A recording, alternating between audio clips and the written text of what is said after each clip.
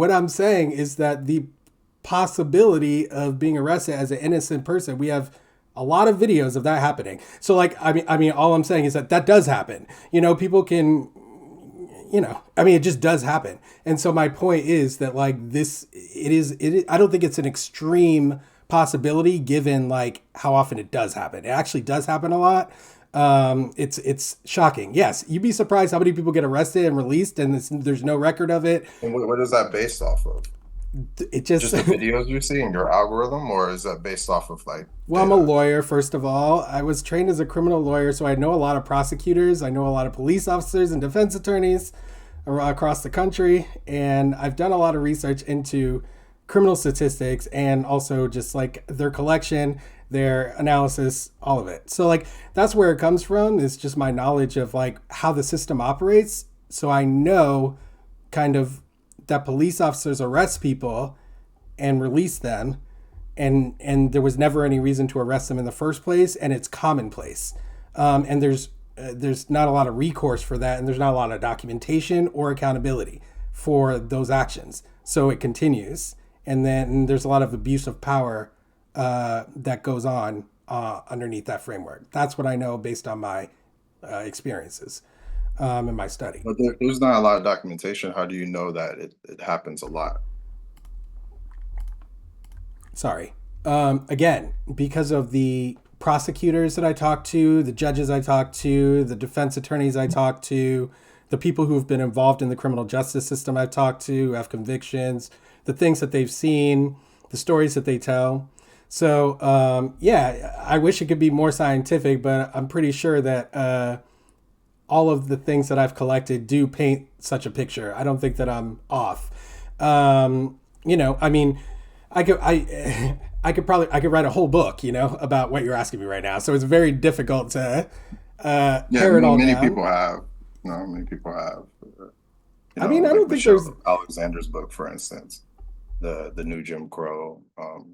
But yeah, I don't think that any single book can even encompass it all. Like the layers of stuff going on, like it's impossible to even perceive unless you're like involved a lot of it.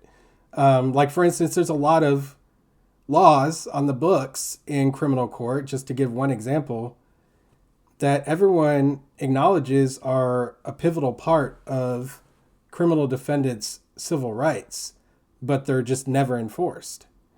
And everyone goes along with that, and everyone understands that. There's these unspoken things that occur, but then, when you go to a law school classroom and you're learning about these rights, they're like, oh, these are some of the most important rights you have, and this and that. But the reality of the system is something radically different, and is something you would never understand unless you were actually working in the system and seeing it for yourself. I didn't even understand it, give even an though I was, example of that. yeah, like speedy trial, for example, right? Like it's some people's basic civil rights to have access to constitutional rights to have access to a speedy trial. But those speedy trial rules are subverted continuously all the time to keep defendants on the hook for charges sometimes that they have no business being under. And so it keeps them in the system, and then they can, you know, if something else happens sometimes while people have a case pending, it can kind of compile and keep them within the system. So people use that as a mechanism to criminalize people. And so I've seen that, directly with clients who I've actually represented. And, I've heard of this happening to many people. So, um, you know, there's, I mean, I could go on and on. There's so much. Like, I mean, ultimately, it's not something you can understand unless you've really actually investigated it, because it's so unbelievable how much corruption actually exists, that I don't think that me telling you would make any difference whatsoever. Like I've been down this road with too many people to understand that like you have to kind of like find out for yourself how bad things actually are, when something is so far removed from the reality that you may have grown up knowing.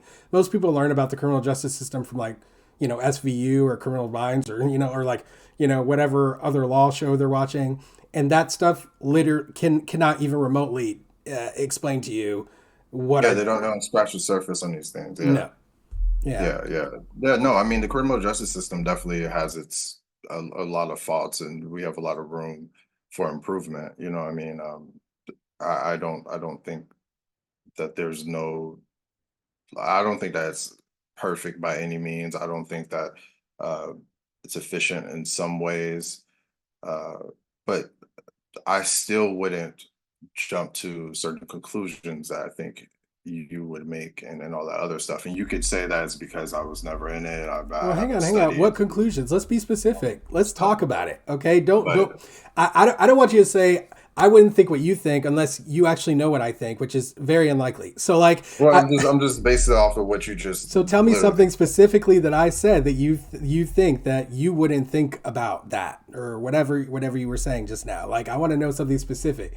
So I want to know Well, which part. well, well, the part again that you said about the fact that it's very common for uh people to get locked up for something that they didn't actually do. It was specifically in my situation, and does that and that basically justifies going there in terms of how often it occurs or whatever, like Okay, going but that's there. not what I said, right? I wasn't using that as a justification of how often it occurs.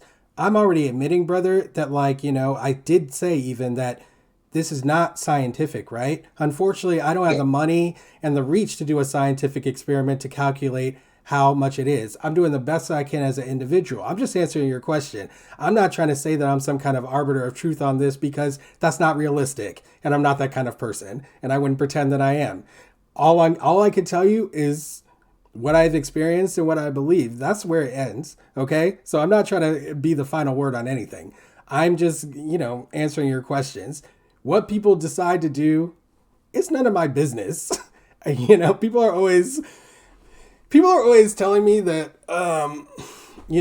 oh, like, if you want to change people's minds, this and that, and blah, blah, blah. I'm not trying to change anyone's mind. And I would just want to put that out there for the audience and for everybody else.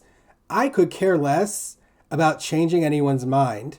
And that is not the frame I want people to think about these conversations that I'm having. That is not my intention. That wasn't my intention when I started this. That has never been my intention because I don't even believe that you can change someone's mind. I don't think that that is a realistic way of thinking why about, not? because I'm a teacher, brother. I teach constantly. I've been teaching for almost 20 years.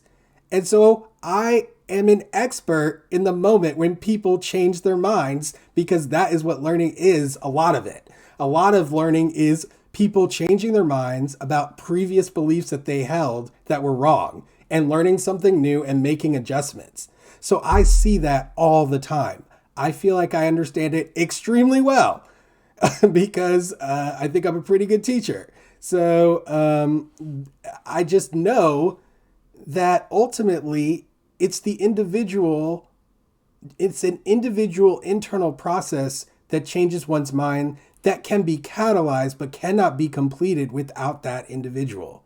So I don't think it makes sense to say that you are doing something to them. You're not really doing anything to them.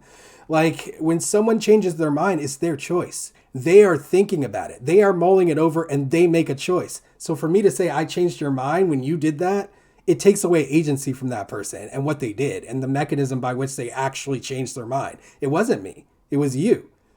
Like, and But you so had the impact to do that. sure. Like